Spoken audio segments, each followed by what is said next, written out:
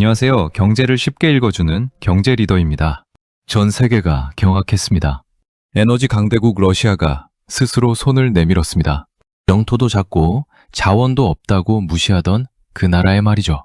대체 어떤 기술이기에 러시아의 자존심을 박살낸 걸까요? 오늘 여러분께 그 충격적인 이야기를 전해드리겠습니다. 끝까지 들어보시면 대한민국이 얼마나 대단한 나라인지 가슴이 뜨거워지실 겁니다. 여러분, 러시아라는 나라를 생각하면 뭐가 떠오르시나요? 광활한 땅, 끝없이 쏟아지는 석유와 천연가스, 그리고 아무도 건드릴 수 없는 군사력이죠. 실제로 러시아는 전 세계 천연가스 매장량의 상당 부분을 혼자 움켜쥐고 있는 나라입니다. 유럽이 러시아 눈치를 볼 수밖에 없었던 이유가 바로 여기 있었거든요. 에너지를 무기처럼 쓸 수 있는 나라. 그게 러시아였습니다. 그런데 여러분, 그 러시아가 무릎을 꿇었습니다. 아니, 정확하게는 무릎을 꿇을 수밖에 없는 상황이 됐습니다. 27년간 러시아 에너지 전략의 최정점에서 크렘린에 직접 보고서를 올리던 사람이 있었습니다. 러시아 에너지부 자문관 세르게이 볼코프입니다. 극지 에너지 개발, 쇠빙선 운용, 수출 전략 설계까지 러시아가 에너지로 세계를 움직일 수 있었던 건 바로 이런 사람들 덕분이었습니다.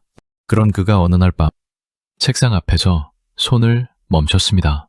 극비 보고서 한 장이 그의 27년을 뒤흔들기 시작했죠. 중국, 인도, 터키, 예상 가능한 이름들 사이에서 전혀 예상하지 못한 나라 하나가 반복적으로 등장하고 있었던 겁니다. 그 나라가 어디였는지 지금부터 본격적으로 이야기해 드리겠습니다. 때는 중동 분쟁이 걷잡을 수 없이 번지던 시기였습니다. 처음엔 국지전 수준이었습니다. 이스라엘과 이란의 충돌이 깊어지더니 한 달도 되지 않아 전선이 페르시아만 전체로 번졌습니다. 그리고 마침내 최악의 시나리오가 현실이 됐습니다. 호르무즈 해협이 봉쇄된 겁니다. 여러분, 호르무즈 해협이 어떤 곳인지 아시나요? 전 세계 원유 물동량의 상당 부분이 하루에도 수십 척씩 지나가는 바로 그 길입니다. 그 길을 막혀버렸으니 세계가 동시에 숨을 멈춘 거죠. 유가가 배럴당 100달러를 넘고 120달러를 넘고 마침내 160달러까지 치솟았습니다. 전 세계 항공사가 비상체제에 들어갔고 물류비가 폭등하면서 식료품 가격까지 뛰기 시작했습니다. 유럽은 패닉 상태였고 아시아 증시는 연일 폭락했습니다. 그런데 여러분, 이 와중에 러시아는 웃고 있었습니다. 당연하죠. 에너지를 무기로 쓸 수 있는 최적의 순간이 온 겁니다. 서방 제재가 일부 느슨해지기 시작했고 유럽은 울며 겨자 먹기로 러시아 원유를 다시 찾았습니다. 러시아의 하루 수익이 2,200억 원을 넘어서기 시작했죠. 크렘린 안에서는 회심의 미소가 번졌습니다. 하지만 그 웃음은 오래가지 못했습니다. 표면 아래에서 심각한 문제가 터지기 시작하고 있었거든요. 러시아가 에너지를 아무리 많이 가지고 있어도 그것을 세계로 실어 나를 배가 없으면 아무 소용이 없습니다. 특히 북극에 잠들어 있는 천문학적 규모의 자원. 그것을 꺼내서 운반하려면 일반 선박으로는 아예 접근조차 할 수 없습니다. 북극의 바다는 영하 40도입니다. 인간이 10분 이상 버티기 어려운 환경이죠.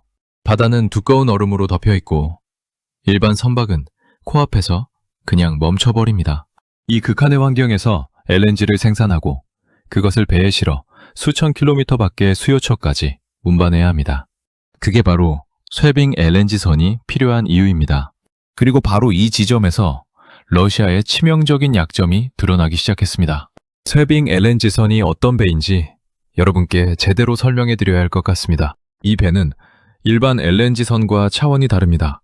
세 가지 기술이 동시에 구현되어야 하는데 하나라도 빠지면 그 배는 북극바다 한가운데서 그냥 멈춰버립니다. 첫 번째는 쇠빙 능력입니다. 2m가 넘는 두꺼운 얼음을 부수면서 항해할 수 있어야 합니다. 선체 자체가 일반 강철이 아닌 특수 강재로 만들어져야 하고 블록 결합 방식도 완전히 달라야 하죠. 두 번째는 극저온 화물창 시스템입니다. 영하 163도의 액화 천연가스를 한 방울도 새지 않게 보관하면서 동시에 선체를 보호해야 합니다. 멤브레인이라는 특수 금속막이 화물창 내벽 전체를 감싸는 구조인데 이 기술이 없으면 가스 누출이 발생하고 그건 곧 폭발을 의미합니다. 세 번째는 고출력 추진 시스템입니다. 얼음을 깨면서 전진해야 하기 때문에 일반 선박보다 훨씬 강한 출력이 필요하고 동시에 영하 40도의 환경에서도 안정적으로 작동해야 합니다. 러시아의 노바텍이 추진하던 야말 LNG 프로젝트는 연간 수백억 달러의 수익을 기대하던 러시아 에너지 전략의 핵심이었습니다. 그런데 서방 제재가 시작되면서 상황이 급변했습니다. 쇠빙 LNG선 건조에 필요한 핵심 장비 공급이 하나둘 끊겨갔습니다. 극저온 화물창 기술, 특수 강제, 추진 시스템 부품까지 조달이 막혀버린 겁니다. 러시아 내부에서 자체 제작을 시도했습니다. 결과는 참담했습니다. 핵심 기술 자체가 없었던 거죠. 볼코프는 이 문제를 직접 파고들기 시작했습니다. 러시아가 보유하고 있는 쇠빙 LNG선의 설계도를 펼쳤습니다. 선체 블록 구조를 확인했습니다. 그리고 눈을 의심했습니다. 이 설계 방식이 러시아 것이 아니었습니다. 화물창 구조를 들여다봤습니다. 역시 마찬가지였습니다. 러시아가 독자 개발했다고 알려진 기술의 뿌리가 전혀 다른 곳에 있었던 겁니다. 엔지니어를 불러 조용히 물었습니다. 이 선박의 핵심 기술, 우리가 직접 개발한 게 맞습니까? 그는 잠시 침묵했습니다. 그리고 고개를 저었습니다. 설계 원형은 우리 것이 아닙니다. 화물창, 추진 시스템, 선체 블록 결합 방식까지 핵심은 전부 외부 기술입니다. 볼코프가 다시 물었습니다. 어디 기술입니까? 엔지니어의 대답은 짧고 단정적이었습니다. 그 한마디가 27년을 흔들었습니다. 볼코프는 그날 밤 잠을 설쳤습니다. 새벽까지 뒤척이다 결국 분석실로 출근했습니다. 검증팀이 꾸려졌습니다. 에너지부 기술 분석관 4명, 노바텍 수석 엔지니어 2명, 그리고 볼코프까지 총 7명이었습니다. 러시아가 보유한 쇠빙 LNG선 3척을 대상으로 전수 분석에 들어갔습니다. 설계도, 부품 목록, 건조 기록, 유지 보수 이력, 모든 것을 처음부터 다시 열어봤습니다. 첫 번째로 분석한 건 선체 블록 구조였습니다. 엔지니어가 설계도를 대형 모니터에 띄웠습니다. 선체 블록의 결합부를 확대했죠. 그리고 옆에 비교 자료를 나란히 놓았습니다. 왼쪽은 러시아 해군 조선소의 표준 블록 결합 방식, 오른쪽은 분석 중인 쇠빙 LNG선의 실제 결합 방식이었습니다. 둘은 완전히 달랐습니다. 결합 각도, 용접 패턴, 보강제 배치까지 러시아 방식이 아니었습니다. 볼코프가 물었습니다. 이 방식은 어디서 온 겁니까? 엔지니어가 세 번째 자료를 띄웠습니다. 거제도에 위치한 조선소의 표준 블록 결합 공법이었습니다. 일치율 92%였습니다. 다음은 화물창이었습니다. LNG선에서 가장 핵심적인 기술이죠. 멤브레인 원천 기술 라이선스는 프랑스 GTT에서 왔습니다. 그런데 그 기술을 실제 선박에 적용하고 양산 공정까지 완성한 곳은 프랑스가 아니었습니다. 전 세계에서 이 기술을 실전에 구현할 수 있는 조선소는 사실상 한 나라에 집중되어 있었습니다. 다시 같은 이름이었습니다. 세 번째는 추진 시스템이었습니다. 확인한 핵심 부품 상당수가 서방 제재 대상이었습니다. 그리고 제재 이전에 이 부품들을 통합 설계하고 선박에 탑재한 것도 결국 같은 나라의 조선소였습니다. 하나, 둘, 셋. 증거가 쌓여갔습니다. 선체 블록, 화물창, 추진 시스템, 쇠빙 LNG선의 세 가지 핵심 기술이 모두 같은 방향을 가리키고 있었습니다. 원조 기록을 다시 펼쳤습니다. 러시아가 보유한 쇠빙 LNG선 3척의 실제 건조 이력을 추적했습니다. 설계 참여 업체, 주요 부품 납품처, 최종 조립 공정 기록 하나하나를 따라가자 3척 모두에서 같은 이름이 반복적으로 나타났습니다. 대우조선해양, 지금은 하나오션으로 이름이 바뀐 그 조선소였습니다. 수석 엔지니어가 조용히 말했습니다. 볼코프, 우리가 만든 게 아닙니다. 이 배는 처음부터 우리 기술이 아니었습니다. 아무도 반박하지 않았습니다. 반박할 수가 없었으니까요. 검증 보고서가 크렘린에 제출됐습니다. 나흘 동안 아무런 반응이 없었습니다. 침묵. 그것만큼 불안한 건 없습니다. 차라리 반박이 돌아왔다면 대응이라도 할 수 있었을 겁니다. 그리고 나흘째 되는 날 오후 전화가 울렸습니다. 노바텍 현장 사무소에서 온 긴급 보고였습니다. 야말반도 LNG 수출 터미널에서 쇠빙 LNG선 2척이 정박 상태로 묶여 있다는 보고였습니다. 엔진 정비에 필요한 핵심 부품이 도착하지 않은 겁니다. 서방 제재로 공급이 끊긴 부품이었죠. 러시아 국내에서 대체품을 찾으려 했지만 규격이 맞지 않았습니다.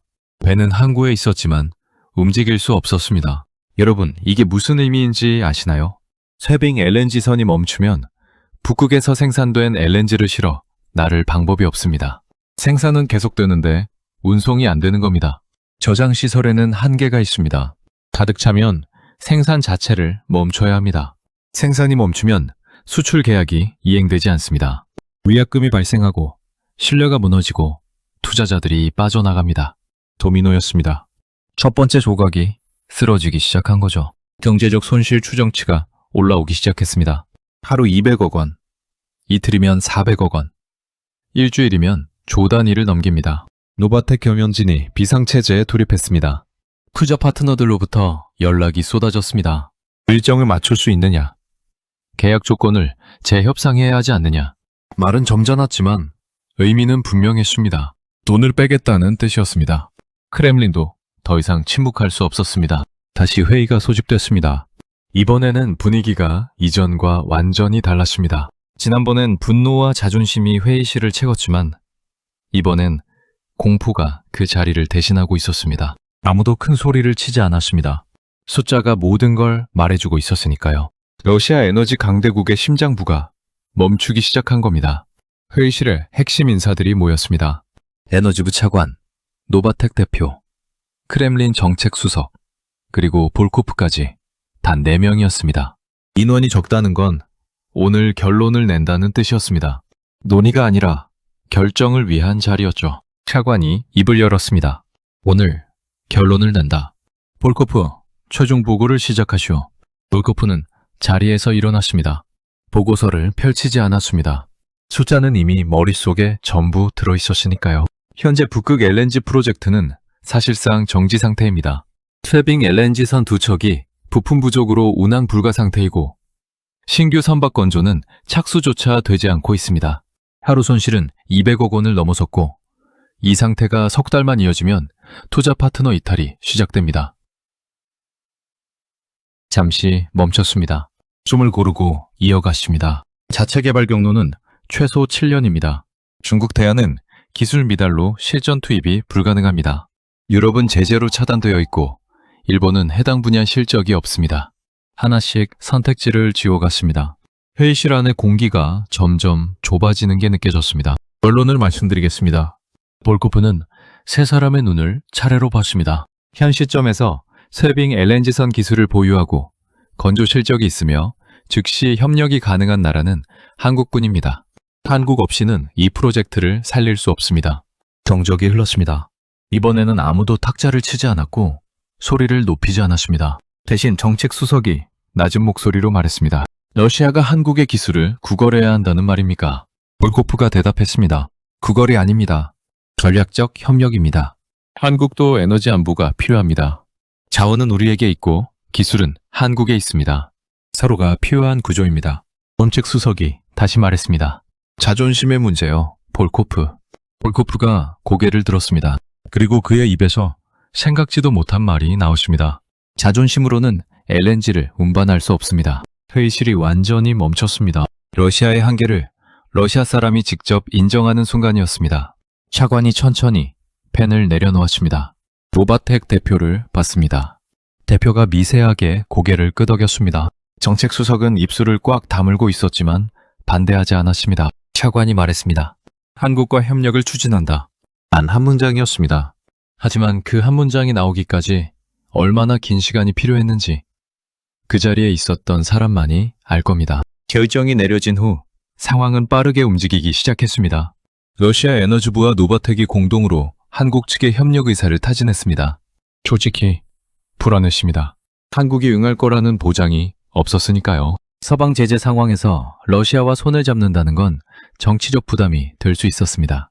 하지만 한국의 반응은 예상과 달랐습니다.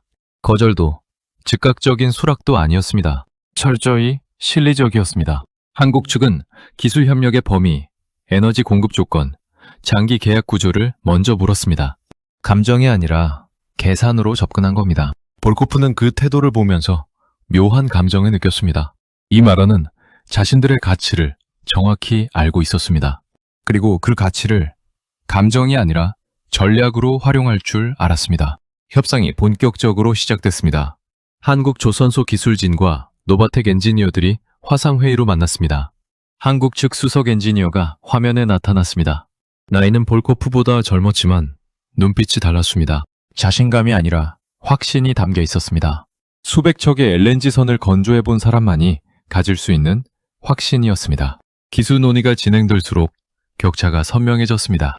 러시아가 해결하지 못했던 극저온 화물창 밀봉 문제를 한국은 이미 3세대전 기술로 해결해 놓고 있었습니다. 쇠빙 선체 블록 결합 공법은 자동화 시스템까지 갖추고 있었습니다. 러시아가 7년이 걸린다고 했던 기술을 한국은 이미 가지고 있었던 겁니다. 7년이 아니라 20년, 30년에 걸쳐 축적해온 기술이었습니다. 여러분, 이게 대한민국입니다. 땅도 좁고 자원도 없지만 머리와 손으로 세계 최고의 기술을 만들어낸 나라입니다. 러시아가 아무리 큰 나라라도 우리가 만든 배 없이는 북극의 자원에 꺼낼 수 없었던 겁니다. 협력이 구체화되면서 쇠빙 LNG선 정비 부품이 한국에서 도착하기 시작했습니다. 야말반도 터미널에 묶여있던 선박 2척의 엔진 정비가 재개됐습니다. 현장 엔지니어에게서 보고가 올라왔습니다. 부품 장착 완료. 시운전 준비 중. 짧은 문장이었지만 그 무게는 달랐습니다. 그리고 마침내 배가 움직였습니다. 야말반도를 떠난 쇠빙 LNG선이 북극 항로를 따라 얼음을 깨며 전진하기 시작했습니다.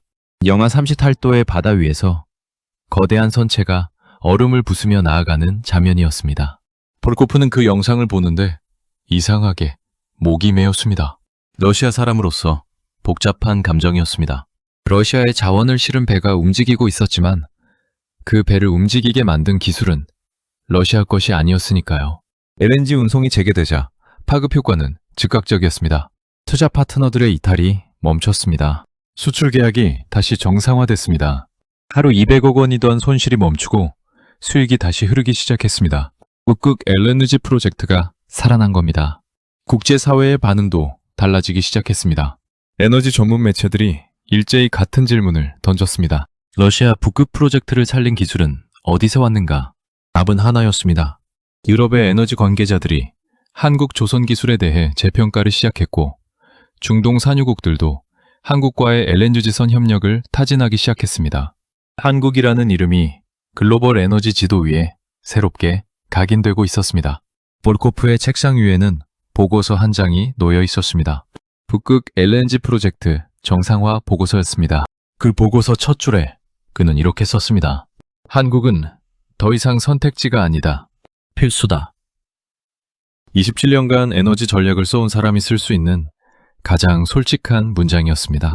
여러분, 대한민국은 영토가 작습니다. 자원도 없습니다. 인구도 러시아의 10분의 1도 되지 않습니다.